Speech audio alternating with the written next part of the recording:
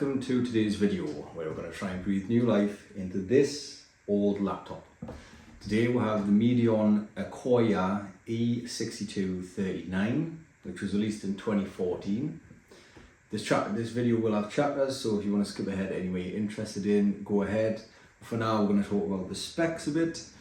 So this has the Intel Celeron N2830 with a 2.1 gigahertz clock speed, 2 cores and 2 threads.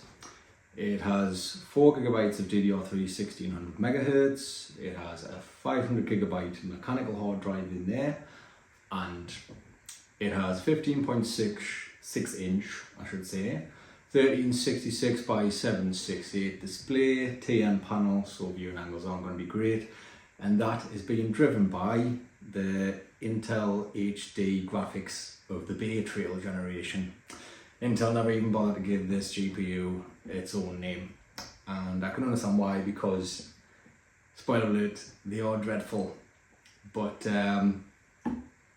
yeah, with this laptop, the model I have, the battery is dead, so, and the battery's online for the correct voltage for this one was about £50, which is absolutely not worth it for a laptop that was 11 years old and was a budget laptop at the time of release.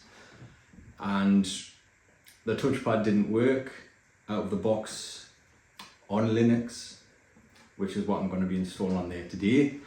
So I will leave a guide in the description on how I got that working on Linux if you are attempting to replicate this yourself.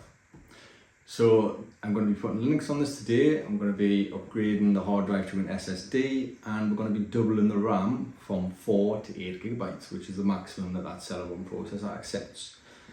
The Linux distro of choice today is Linux Mint 22.1 Xfce Edition, which is more lightweight than the flagship Linux Mint Cinnamon.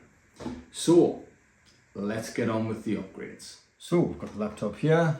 We'll just flip it over, and it's been made pretty easy to get to the upgradable components of this machine, because this whole plate just comes off, granting access to the RAM and the hard drive. So we'll just get these unscrewed.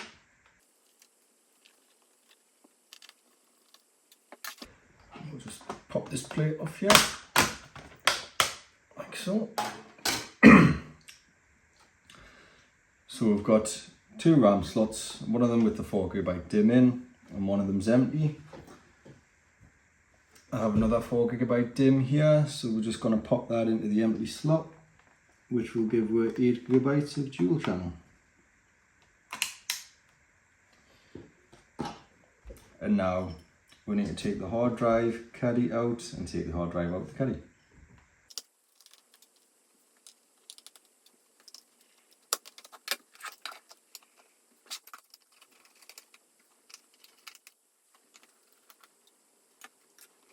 That's the 500 gigabyte mechanical removed.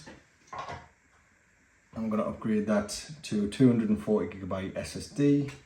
These are easily found for like £14 on Amazon, and it'll be a huge speed increase.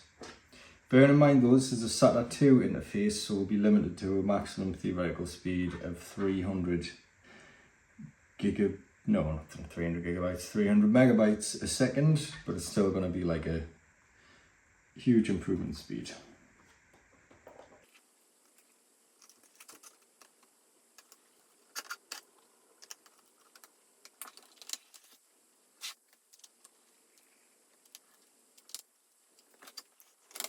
Pop the back plate back on. Get it lined up there.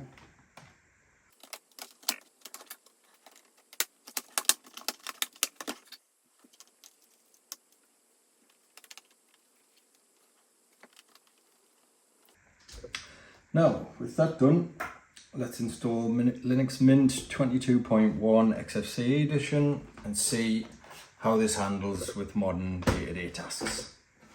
Right, so we've installed Linux Mint 22.1 Xfce Edition, and we'll just do a cold boot to see how fast it loads up.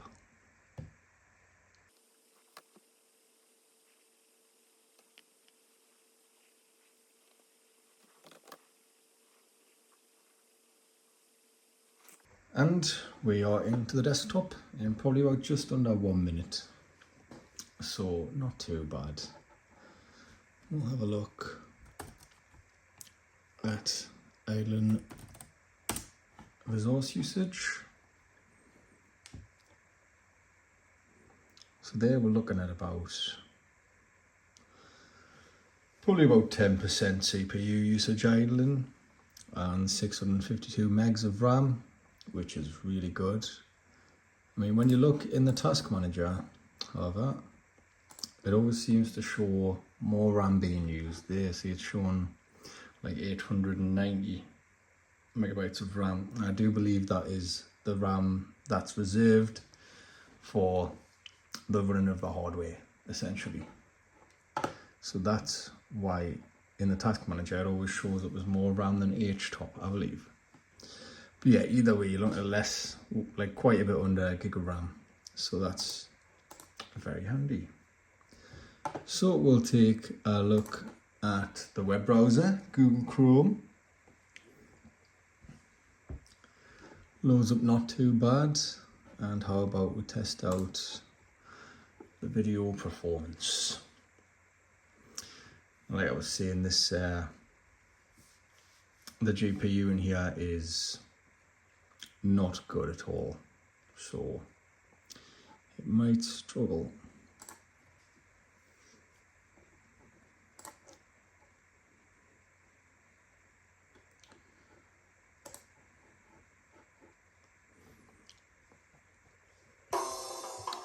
So we'll have a look at this, just some stock high quality 4K footage, obviously not watching it at 4K.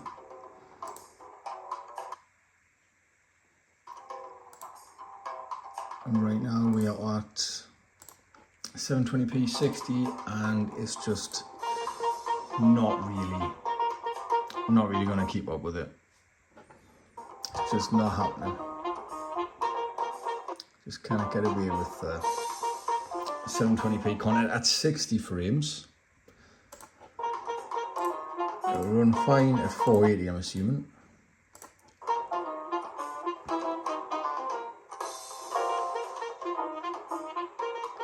Yeah.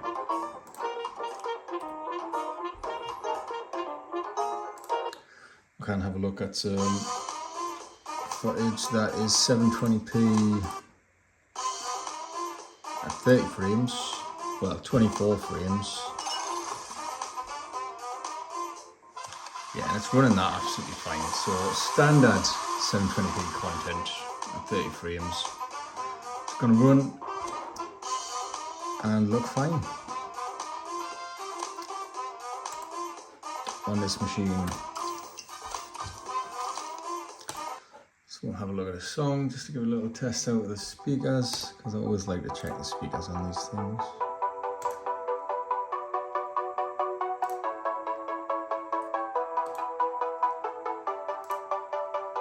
Yeah, another 720p content, which is running fine.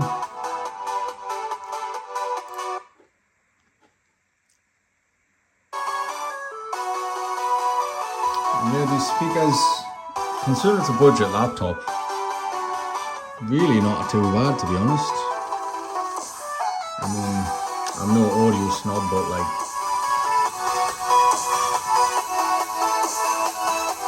not too shabby.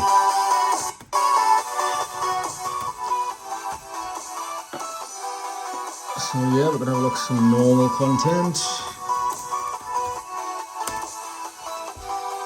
Got one of my favourite YouTubers on. So yeah, overall so far, general browser performance seems pretty sluggish. Workstation from 1999, and today, thanks to an incredibly lightweight modern Linux distro called MX Linux, we're going to see if we can do modern computer things with this. The computer is logged out of the desktop session. It didn't restart because 720p content, demo, so we're definitely still in the live environment. And we'll have a look at Netflix running to make sure that that's running all right. That's another common basic task people like to do. Watch things not just on YouTube but on streaming services also. Check out a bit of Brassic, not for too long, mind. Yeah, and there's the 720p.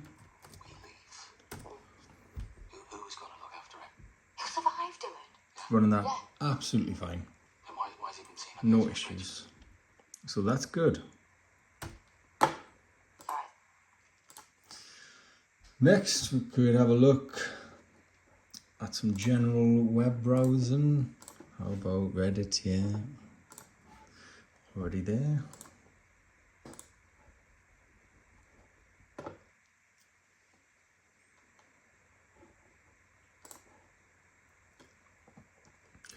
Yeah, it's loaded that up pretty fast, and yeah, I would consider that absolutely fine using.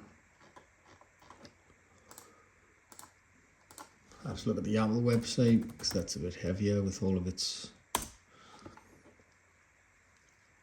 animations and things.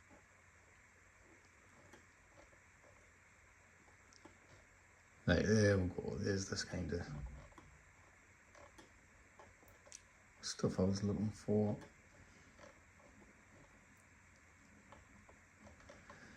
Yeah, see, it's absolutely fine for the web browsing. I'm sure this comes with the LibreOffice suite. Yes, it does. So we'll open up a text document, well, a word processing document. See how long that takes.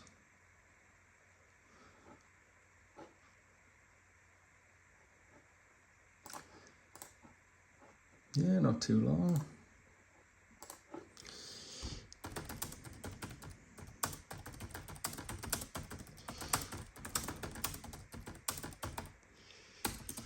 A quick brown fox jumps over the lazy dog.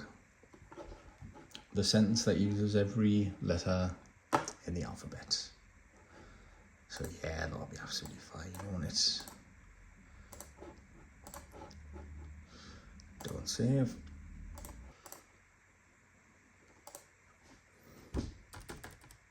We'll have a look at the webcam, see what kind of quality that has.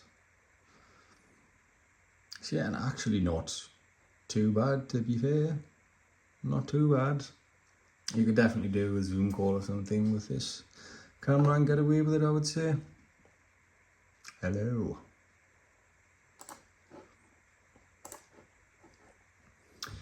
Right, and now let's have a look. We'll try and have a look at some games.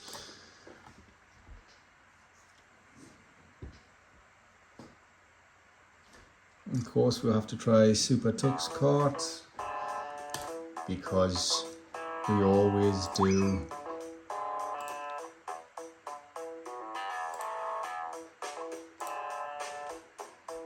I can imagine this is going to run absolutely fine.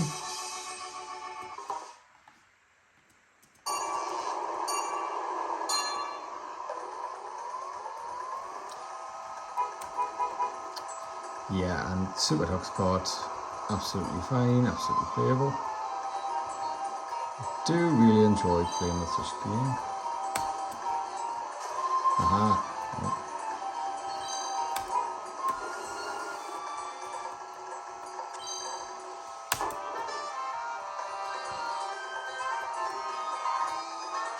Whoa.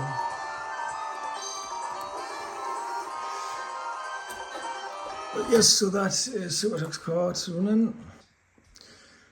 So your benchmarking game of choice, it's Tomb Raider 2013, so let's open Steam up and get Tomb Raider loaded up.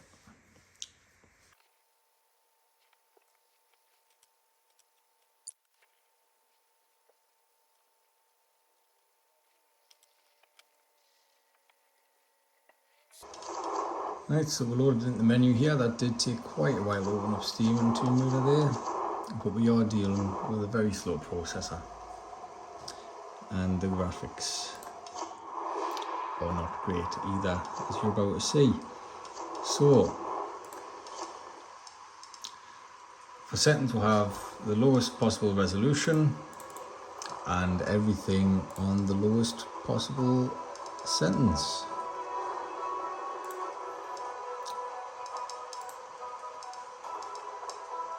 So it's struggling even in the menu here.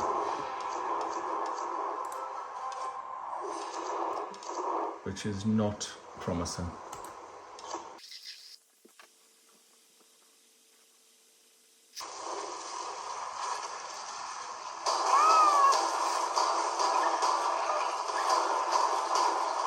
Yeah, so the part of the game I'm in right now, this is not going to bode well when I'm like this. I can't really see what I'm doing. So, yeah, as you can see, it's claiming 10 frames a second, but it sure doesn't feel like it.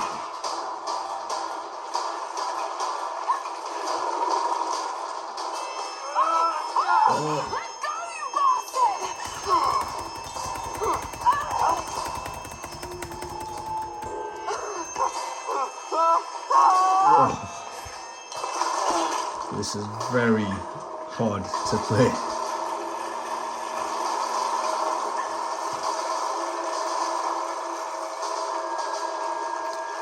So the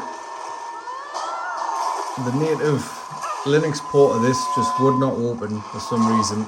So we are running the Windows version through the Proton 7 compatibility layer. I did install Windows on this machine to check that the touchpad didn't have any hardware issues, and it was just software that it wasn't working. So I thought I might as well try and check out. Oh, I can't even see what I'm doing here.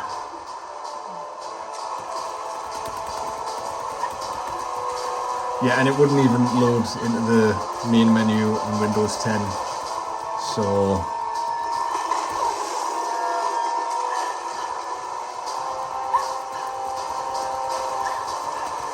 come on.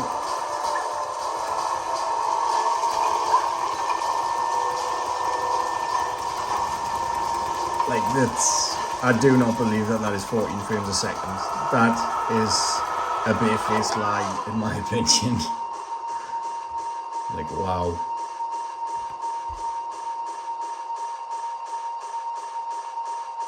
Have we crashed? No. There, that's more like it. 1 frame a second.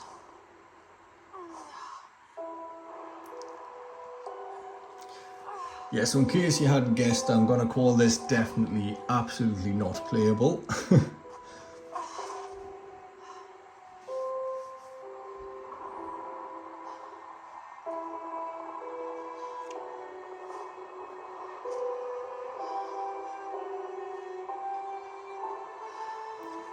Sure, this is the part where they display the title of the game. Yeah. Going to be a bit of a dramatic / somber moment. But it wasn't really at this frame rate. So yeah, we're actually in a sort of freestanding gameplay bit now where we can try and move around, and it's just, yeah, absolutely unplayable. It's just, wow. And that's the Intel HD Bay Trail. Stay away from these graphics if you can avoid it. That's what I say.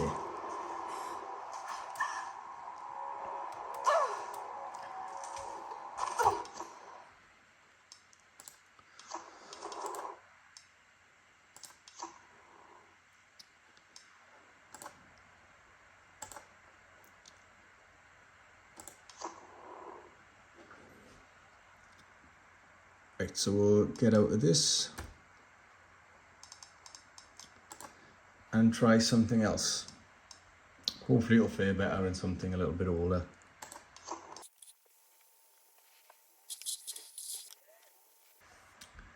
Right, let's give Portal a try.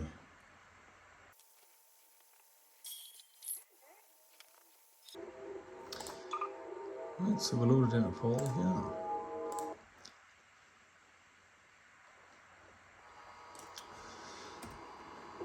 The settings, we're running this at 720p with the lowest settings. Unbelievable. You. Subject name here. Must be the pride of. Subject hometown here. Yeah, so this isn't too bad. This is definitely much more playable. In fact, it's definitely playable. You're looking at it around. Well, it definitely doesn't feel like what the frame rate's saying, like.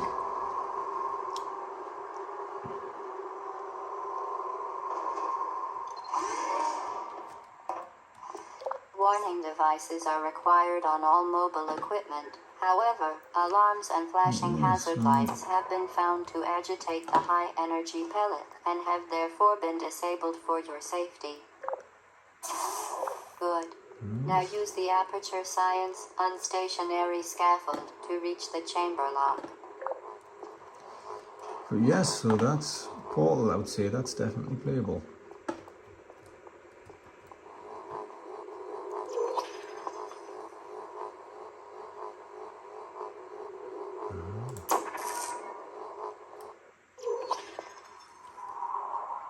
Very good. Yes, let's try something else.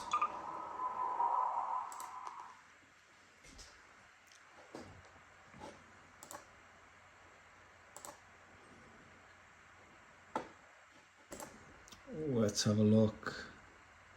See if it'll run Minecraft.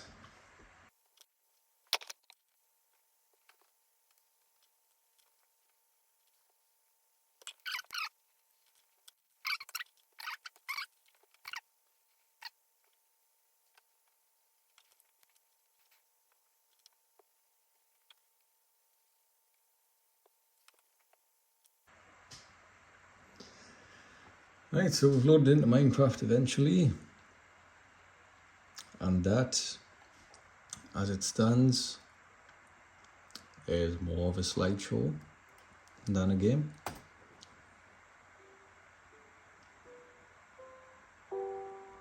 One to 2 FPS. Let's see if we can turn some settings down and get a few more frames out of this.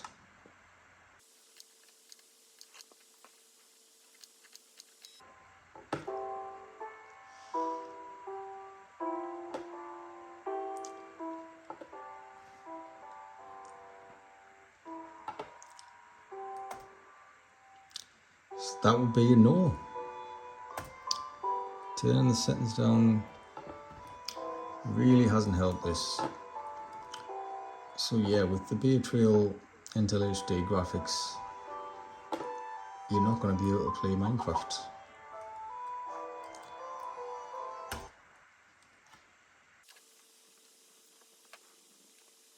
But what I went to show before, when I thought Minecraft wasn't working, you will be able to play Classic Cube.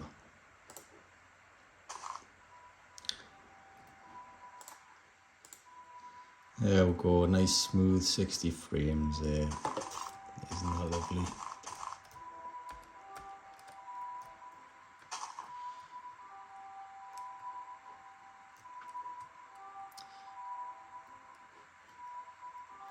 So yeah.